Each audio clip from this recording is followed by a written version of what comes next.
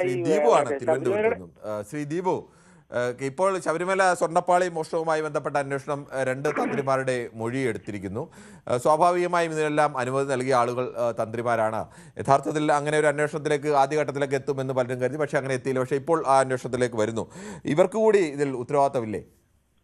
സത്യത്തില് ഈ കേരളത്തിലെ മാധ്യമങ്ങളുടെ ചരിത്രത്തില് ഇത്രയും ധൈര്യത്തോടെ നിങ്ങൾ ഈ ചോദ്യം ചോദിച്ചതിന് ആദ്യം നിങ്ങൾ അഭിനന്ദിക്കട്ടെ.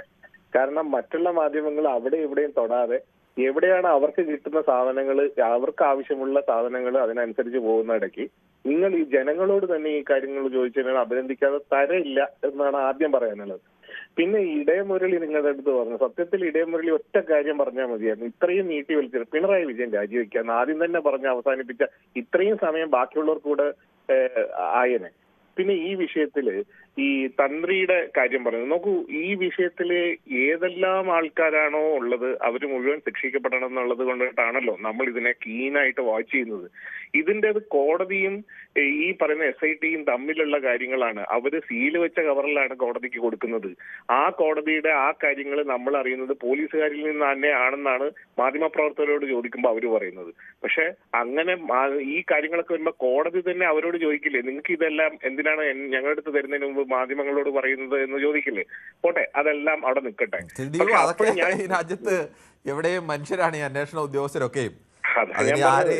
കോടതിയിൽ നടക്കുന്ന കാര്യങ്ങളും വലിയ വലിയ അതൊക്കെ പല കാര്യങ്ങളും ഒക്കെ ആളുകൾ അറിയുകയൊക്കെ അങ്ങനെയൊക്കെയാണല്ലോ ഈ ലോകത്ത് വാർത്ത ഉണ്ടാവും. ശരി ശരി ശരി ശരി അത് അനുവദിക്കുന്നു. നിങ്ങൾക്ക് കിട്ടുന്ന സോഴ്സ് എവിടുന്നാണെന്നൊന്നും ചോദിക്കാൻ പാടില്ല എന്നുള്ളതാണ് ഒരു പൊതുവേ ഉള്ള ഒരു പ്രിവിലേജ്. അതവിടെ നിൽക്കട്ടെ.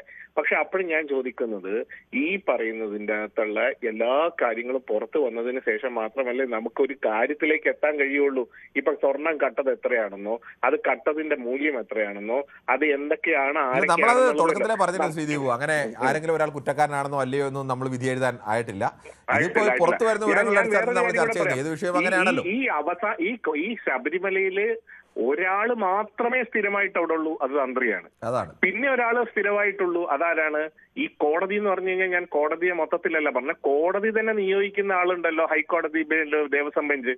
ആ ദേവസ്വം ബെഞ്ചിന് ശബരിമലയിലെ അനങ്ങിയാൽ അറിയും.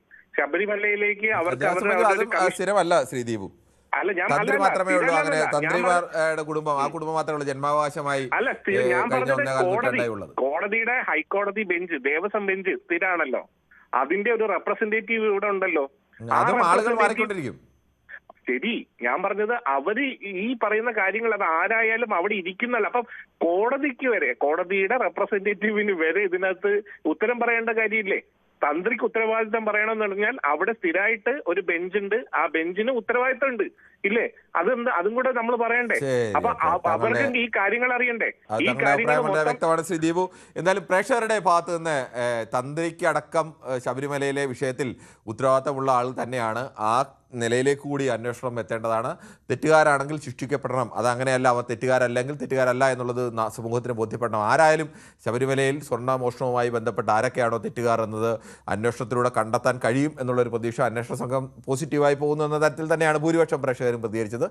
ചിലരെങ്കിലും തന്ത്രിമാർ ഒരിക്കലും അങ്ങനെയൊന്നും ചെയ്യുന്നവരല്ല, മന്ത്രി അങ്ങനെയൊക്കെ ചെയ്യാൻ സാധ്യതയുണ്ട്, മന്ത്രി ചെയ്താലും തന്ത്രി ചെയ്യില്ല എന്ന് വാദിച്ച ആളുകളും ഒക്കെ ഉണ്ട്. ഓരോരുത്തർക്കും അവരുടേതായ വിശ്വാസങ്ങളും അവരുടേതായ ഇഷ്ടങ്ങളും അഭിപ്രായങ്ങളും ഒക്കെ ഉണ്ട്. അതെല്ലാം കൂടി ചേരുന്നതാണ് നമ്മുടെ പൊതുവെ